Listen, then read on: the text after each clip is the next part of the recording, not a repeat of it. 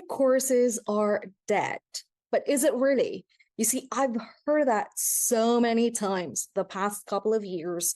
And then more recently, when Amy Porterfield closed her course on how to create a course called Digital Course Academy.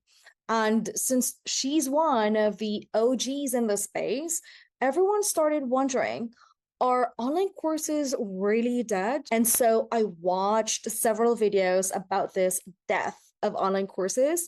And I noticed there's a couple of things about the industry that people don't really talk about.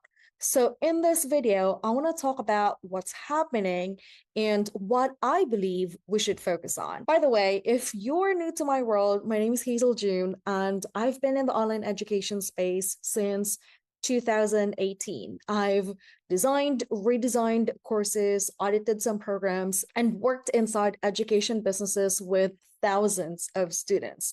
I was also the former head coach in Danielle Leslie's course from scratch. And right now, I'm part of the product team in Tom Bilyeu's Zero to Founder program and Liam Otley's AAA Accelerator. So yes, I'm deep in the trenches of this industry.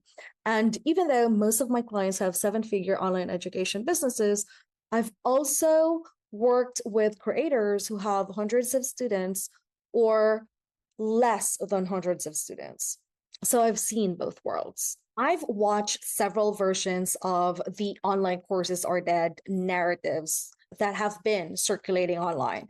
And I want to actually sit with the arguments because some of what they're pointing at is real. So let me walk through the main arguments that I keep seeing. The first one is the Amy Porterfield one, because her closing Digital Course Academy got treated like a death announcement for the whole industry.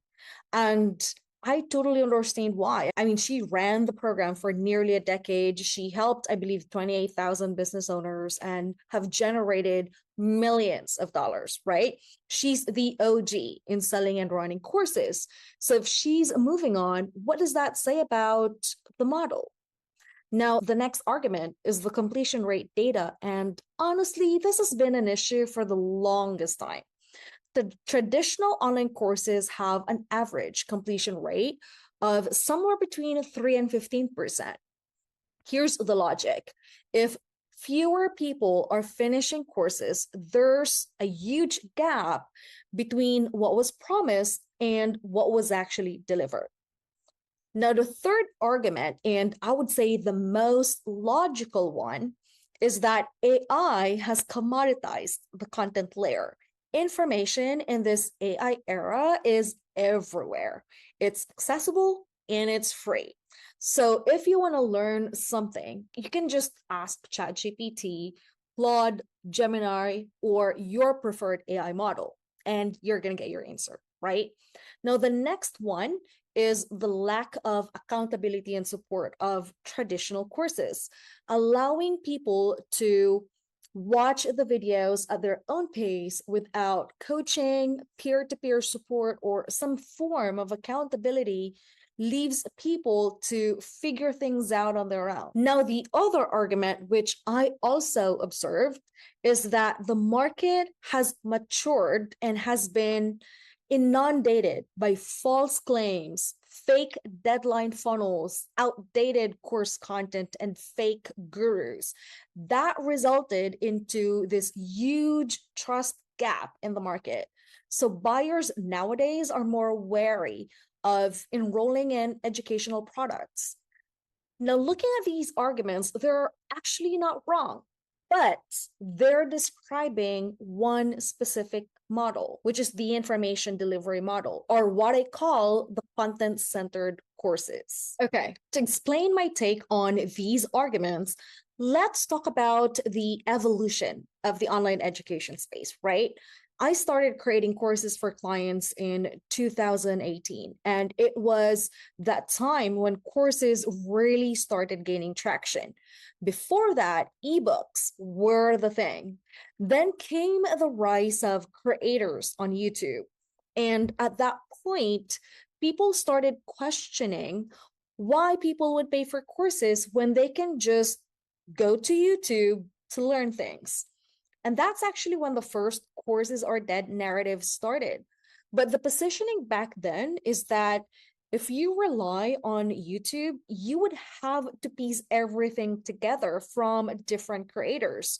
You're going to hear conflicting information and incomplete processes, which means you have to connect the dots yourself, which of course takes time and effort. Courses, on the other hand, provide structured learning environments.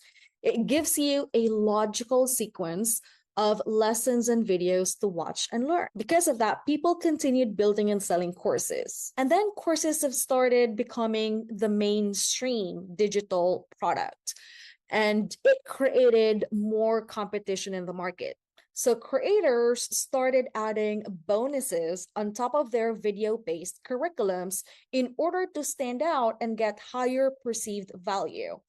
These bonuses are things like Facebook communities, access to live Q&As or office hours with the expert, coaching calls, and even dedicated coaches for accountability and support. In fact, more and more creators adopted the 3 C's of online programs: course curriculum, community support, and then coaching calls.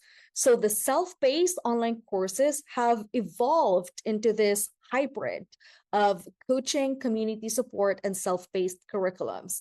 And sure, there are still evergreen self-paced courses being sold, but they're usually low ticket, like $27, $47, $97 products.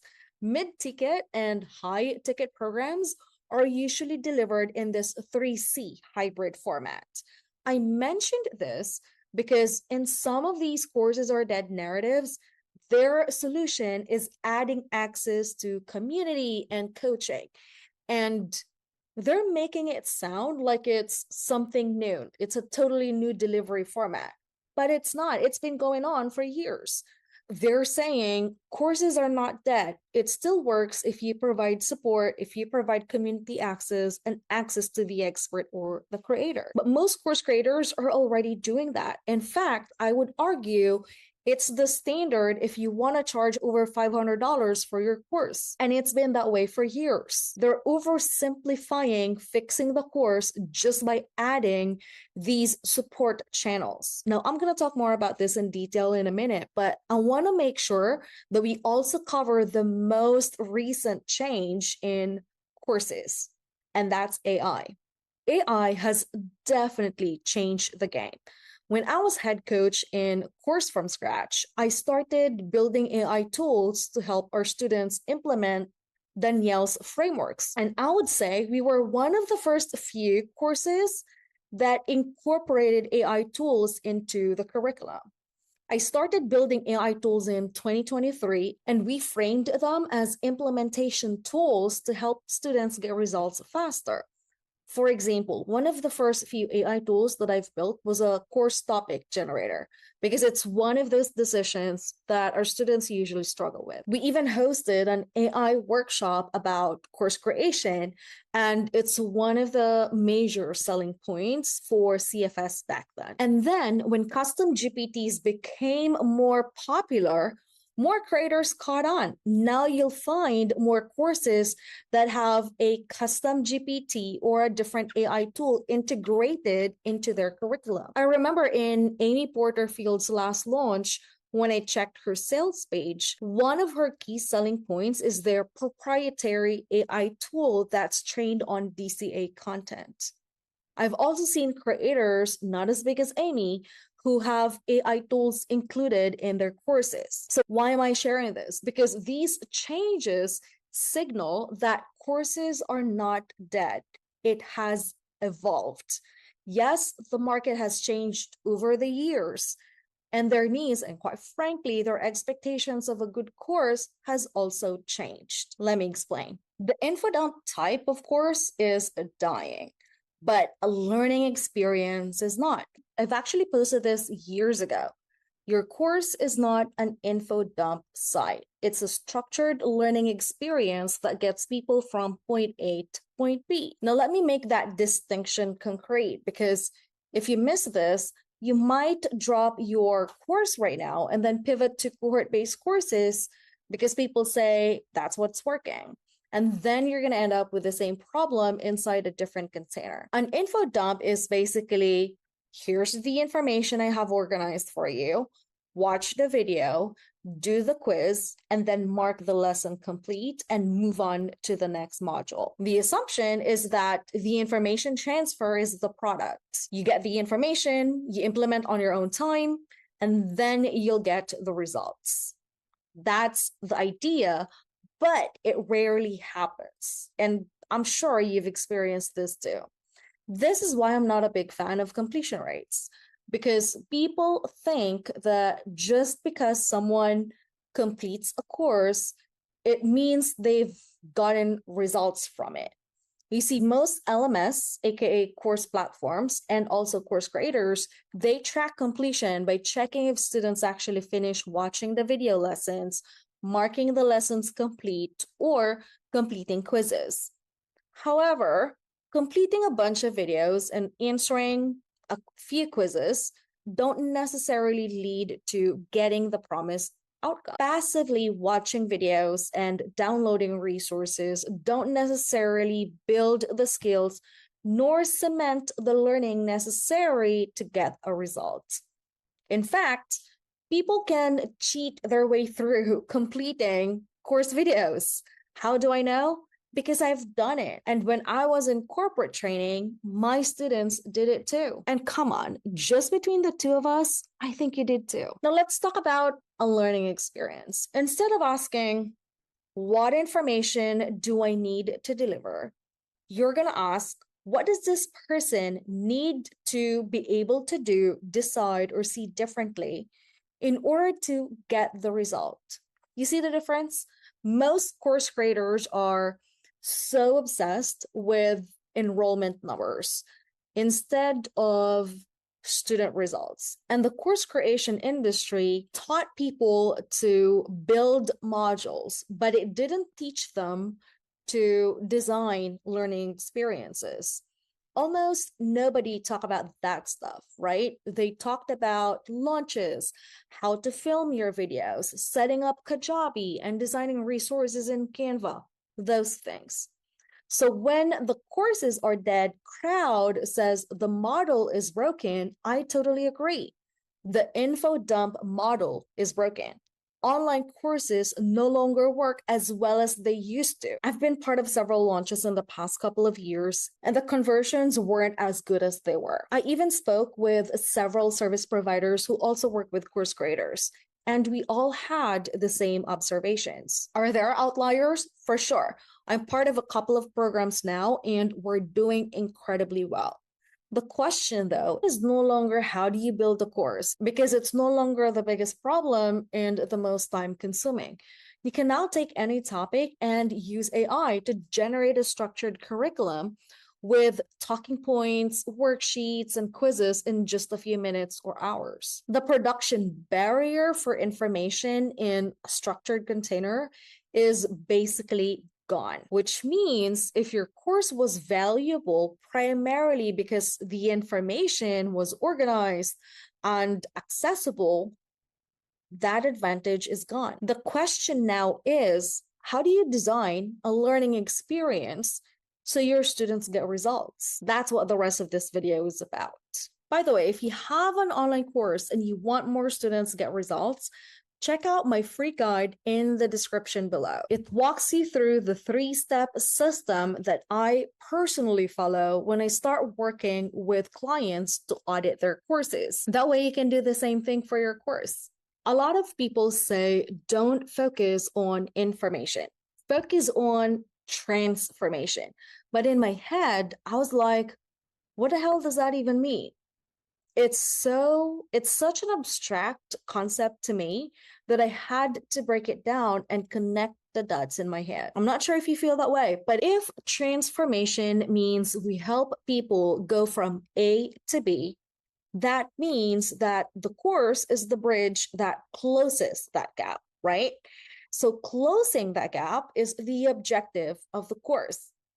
In simple terms, the course needs to get people results.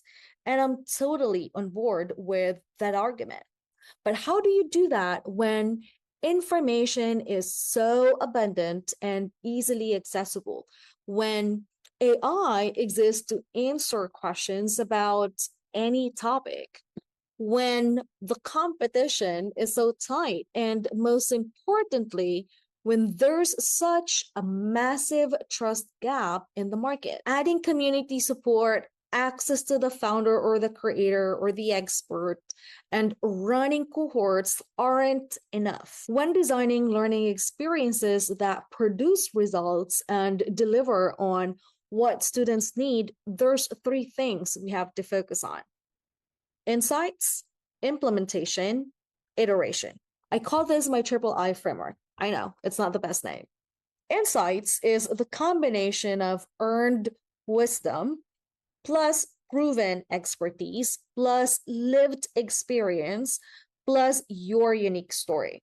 This combination is how your course can bring those aha moments, those perspective shifts, those I never thought about it that way realizations. It's your signature framework or methodology. And this is what most courses or programs really do well. But insights alone do not produce change. Implementation, which is the second I, is where I see most courses struggle. Most creators are obsessed with content. And yes, some of them add action steps and PDF resources. But just because you ask people to do certain things, they're going to do it. I see implementation a little bit differently.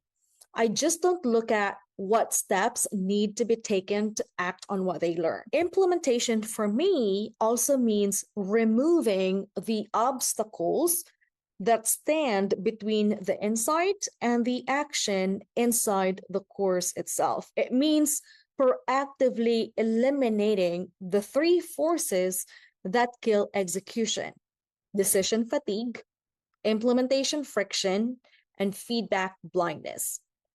If there's too many options, guess what's going to happen? They will be paralyzed by indecision. If they don't have a clear idea on what done means, what done looks like, they won't know what's good and what's not. If it's too hard to implement the action items he outlined, guess what's going to happen? They will procrastinate. It's kind of like marketing. You want to remove as many friction points as possible. Now let's talk about the last I, iteration. Iteration is the layer nobody builds for. In fact, it's something I also didn't do until recently. I realized this when I tried running paid ads for the first time. I bought a course on how to run ads, but then I couldn't figure out how to fix and optimize my ads. Because here's the reality most people don't talk about. When your students start taking action, things will inevitably break. They're going to fail and make mistakes despite your best intentions and your best efforts, because there's just so many variables at play. So then the question is, how do they troubleshoot? How can they iterate effectively? Iteration is the feedback loop. The student takes an action, gets a result, or doesn't. They have somewhere in the course to process that data, process that experience, adjust their approach, and then apply it again. The experience is designed to receive that loop, not to push them toward the next module, regardless of what happened. Now, most courses don't build this. They deliver the content and they hope the student implements, and they have no system for catching someone who tried it and it didn't work. Or they rely on live coaching calls or office hours or Q&A threads in the community. But that creates additional effort on your end as the creator. And it's also training your students to rely on you. When you design for iteration, you're not just delivering information, you're building a closed feedback loop that keeps the student in motion even when things don't go the way they expected. So those are the three layers: insights, implementation, and iteration. That's how you want to design a learning experience that help students get results. So if you have an online program or an online course, here's what I would suggest you do after this video. Run any module you've built through these three lenses, not what insight am I delivering? Ask, what does this insight enable them to do? Have I built the conditions for that action to happen inside the course? And where does the student take the result, process it, and try again? If the answer to any of those is they'll figure it out on their own, you've found your gap. Now, to be clear, I'm not telling you this in theory.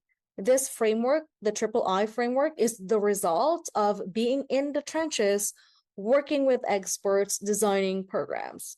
In fact, I'm currently in the middle of rebuilding 2 live programs around exactly this model.